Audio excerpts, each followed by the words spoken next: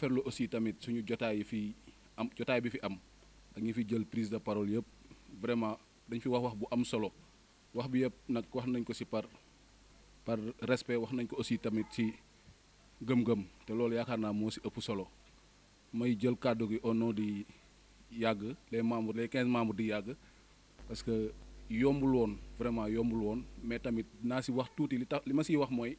que ni sélection bi nekkul loo xamante ni dañ ko def par farfarloo wala leneen déedéet li ci gën a am importance mooy dafa am critères yoo xamante ni ñu ngi ko doon laaj di ko wax te yaakaar naa ñun ñoo ko jëlal tànnal suñu bopp ba tax na tey ñun ñi nekk les 15 membres benn affaire rek moo ci xaw a feeñ mooy que ni jigéen ñi dañ ci wane seen bopp bu baax te yaakaar na loolu c'est important parce que wax naa ko keroog nee naa leen jigéen lépp lu mu nekk rek yàlla buur bi da koy barkeel kon ñu ngi ñaan yàlla lii yàlla barkeel ko parce que loolu mooy suñu ndam vraiment gis ngeen ko ni mu ko demee ñun nag ñi ñuy représenté yaakaar naa kenn ku nekk rek war na ko xam. am ne carrément am na lu lay xaar liggéey bu am solo bu lay xaar boo xam te ni tey moom nga war a liggéey ci commune bi wala ci li nga xam te ni moom mooy département bi kon loolu nag kenn ku nekk rek war nga ko di ko tëddaale di ko yeewaale vraiment tey su ma absenté woon kon yat dina ma dal parce que naru ma woon ñëw sincèrement parler naru ma woon ñëw parce que am na lu ma doon xaar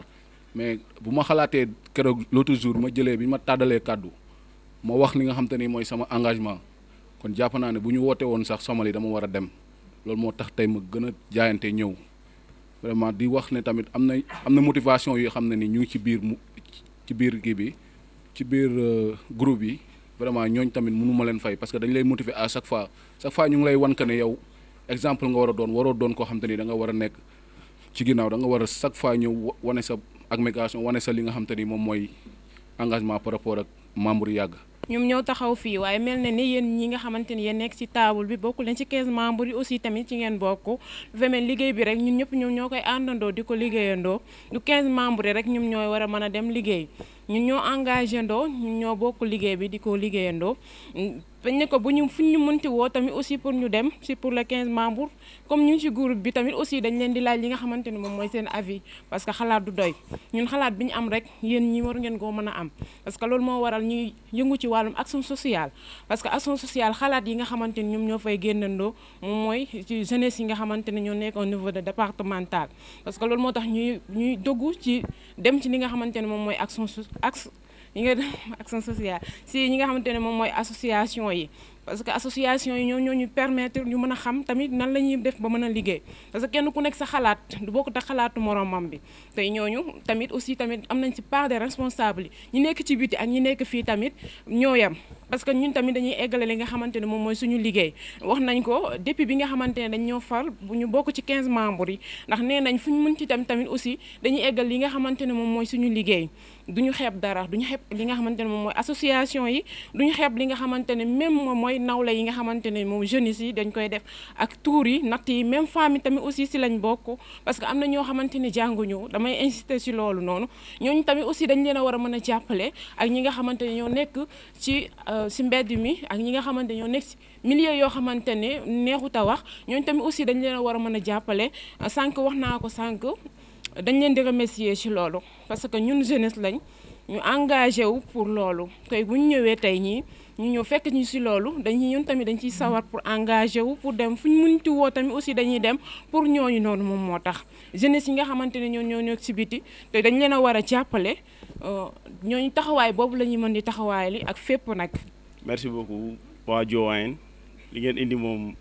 macha allah waaw donc nag ñun ñoo ci des quoi la jeunesse. te yaakaar naa ne combat bi ñun nañ ko porter comme ni ngeen ko bëggee ba pare ensemble lay doon comme ni mu ko waxee rek du question 15 membres la non groupe la ñun ñi ñëpp ci lañ bokk saa yoo wootee gars yi dañuy ñëw dëgg la groupe restreint nag moo fi nekk nii de ndax tey boo newoon jeunesse bi nga soxla lu ëpp lii da nga koy am mais am na ci ñoo xam ne sax mënuñoo ñëw xam nga kon nag combat bi nañ ko porter ba ku ci nekk tamit yéen ñi toog fii nii boo eggee li ñu fi wax nga yeggee ko sa waa association xam ne tamit liggéey bi démarré na. 15 membres yi ñu wax nag si maanaam ni ñu war a doxalee man li ma jàpp mooy d'abord sensibilisation daa war a am ndax il faut ñu dugg si localité yi jeunesse bi waruñu leen léser xam nga comme ñii yëg ko ñii yëguñ non nañ def le tout ba nga xam ne message bi daal na jàll xam nga ñëpp gis si seen bopp suñu paree nag problème mu jeunes yi ñun ñooy wàcc ci terrain bi def étude indi problème yi ñoo teg ko fii nii ci taawul ji ñu waxtaan ci ak ñi ci war a waxtaanal xool yan ñooy priorité ñu teg ci suñu loxo xam ne lii nii la ñu war a solutionné indi apporter ci ay solution gars yi jàppale ñu ci xam nga partenaires yi tamit ñu xool ñoom nan lañ mën a jàppalee initiative bi ndax lii nii dafa rëy wax dëgg neexaa la tout le temps nag dañ doon dem ay séminaire affaire yooyu et tout mais du am suivi loolu moom jeunes yi dañ ko yàgg di wax ba wala ñi siy bénéficier wu mooy ñi nga xam ne ñoo koy diriger mooy pôle bi ñooy diriger ñoo siy bénéficier wu yeneen jeunes yi si des kenn du leen si gis après projet bi daal day tombé à l'eau xam nga kon bëgg nañ lii tamit mu doon loo xam ne lu solide la ñun ñoo ko waxandoo fii nañ fexe ba fii ak 5 ans au moins kenn xamul nag sa morom fa la war a ne ëllëg mais nañ fexe ba lii nii doon loo xam ne nii day am pérennité xam nga ñëpp jàpp si àndandoo dóorandoo man je dis souvent que ne si comme initiative bi su rafetee rek engagé wu day doon droit si yow doo xaar ñu woo la si mais yow yaay ñëw fekk si loolu kon nag jeunes yi nañ jàppandoo àndandoo dóorandoo jàpp ne lii nii day dem si kanam te ñun ñoo ko yóbbu si kanam. donc man dama bëggoon remercier d'abord ensuite les jeunes pour représentativité bi ngeen ñëwee tey. Je le disais tantôt, dans notre approche on ne privilégie pas la représentation numérique pour dire on a convié X jeunes à cet atelier de lancement du YAG de Mbour, mais surtout qualité représentation bi fi am. On a vu que de part et d'autre muy góor ñi muy jigéen ñi ku ci nekk il a tenu à contribuer ci li mu xam ci lu mu vécu lu mu am comme vécu mais aussi ci aspiration yu mu am. Donc je voulais vous remercier par rapport à ça. J'aimerais également remercier balaa ñoo pare les parties prenantes. Le processus n'a pas démarré aujourd'hui. On est avec vous depuis, je pense, août 2021. Le président l'a rappelé tout à l'heure. Et je pense que le centre de Nianing fait partie des premiers acteurs qu'on a rencontrés. Aussi bien les centres, les conseils départementaux également. En tout cas, j'aimerais vous remercier, madame, vous qui avez représenté ici le centre de Nianing. On a beaucoup appris lors des rencontres avec les parties prenantes, les échanges qu'on a eus, mais également la semaine dernière, jeunes yi ngeen yebaloon pour ñu ñëw ci waxtaan boobu aussi, on a beaucoup appris d'eux.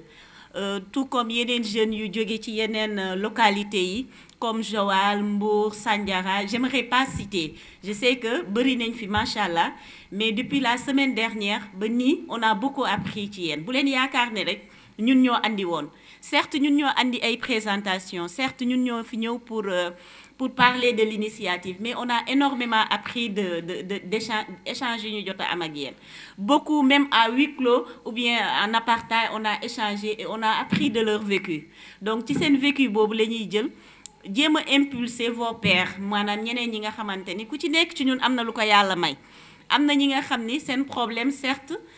financement la ñi problème de communication la ñu am ñeneen ñi problème de connexion ñeneen ñi sax xëy na problème d'information la ñu am ndax amaan na ils sont pas au courant d'énormes initiatives yu gouvernement bi posé mais également yeneen projets et programmes yu ñu posé. Donc man je voulais vous remercier par rapport à ça et surtout vous dire que c'est un défi hein. Tout à l'heure un des jeunes qui vient de Nianing l'a dit tout à l'heure, l'avenir et les jeunes. On est d'accord sur ça. L'avenir et les jeunes, mais de quelle qualité de jeunes on parle?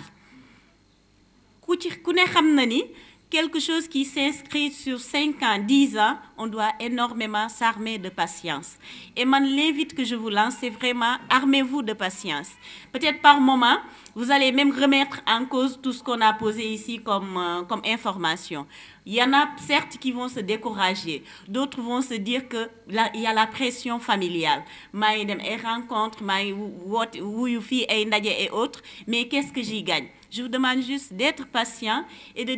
vous dire qu'on est tous embarqués ci même bateau bi. Ñun ñëpp on va dans le même sens et on ne vous lâchera pas. Tout ce qu'on vous demande c'est d'être patient et de ne pas d'avoir l'audace d'entreprendre. De ne pas avoir peur de prendre des initiatives. Tout à l'heure, Fatoumata nee na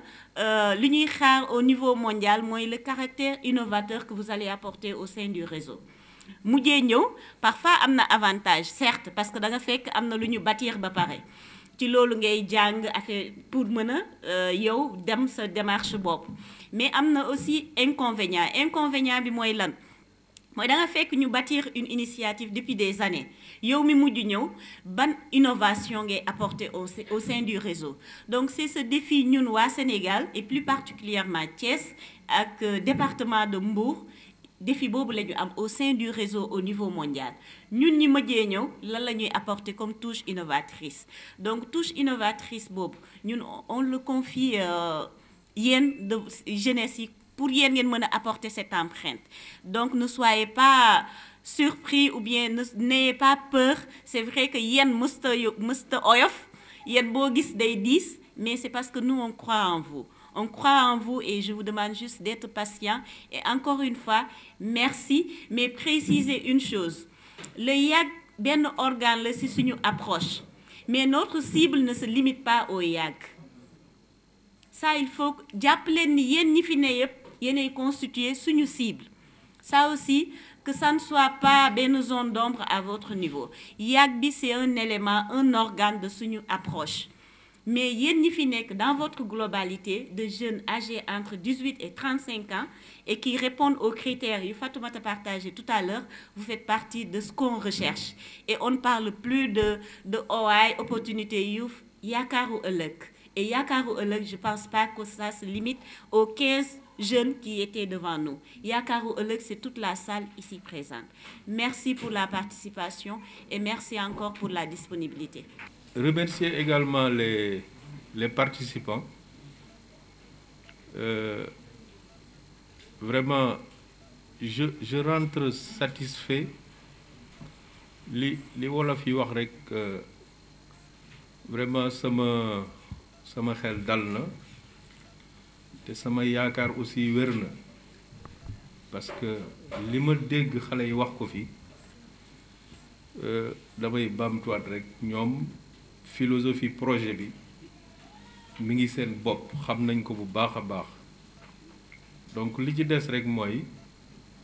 nekk sur le terrain ba objectif yi ñu fixé wu ñu mën koo atteindre xam nga y a quelqu'un qui disait que le monde va vers sa jeunesse. Ça peut paraître paradoxal, hein, que le monde va vers sa jeunesse. Évidemment, quand on est jeune, on grandit, on vieillit et on meurt. Mais quand on dit que le monde va vers sa jeunesse, c'est en termes de renouvellement des idées. Et je crois qu'aujourd'hui, on ne peut compter que sur la jeunesse pour donner une suite favorable à ce projet. te nag Cheikh Tidiane Sy Al Maktoum dafa daan wax ne suñu demee yawmal xiyaam su yàlla waxee ne maa sàkk àdduna ñu nit nañ ko wax ne ñun ñoo defar Mbour ñoo defar Thiès ñoo defar atelier bii ñoo defar atelier bële wala ñoo bay tool bële jàpp naa ne loolu c'est une invitation à l'action. Yéen a wax fii léegi vous avez parlé d'engagement, hein, vous avez parlé de patience. Vraiment, on attend de vous que vous traduisez ça sur le terrain. Franchement. En tout cas, les autorités que nous sommes, au nom du préfet du département absent, hein, au nom de l'inspecteur d'académie de Thiès, mais aussi au nom de l'IF de Mbour 1 et de Mbour 2, je vous exhorte encore une fois à redoubler d'efforts pour que ce projet soit un succès dans le département de Mbour. Donc, je déclare clos l'atelier consacré au lancement de la mise en place du YAG. Je vous remercie de votre attention.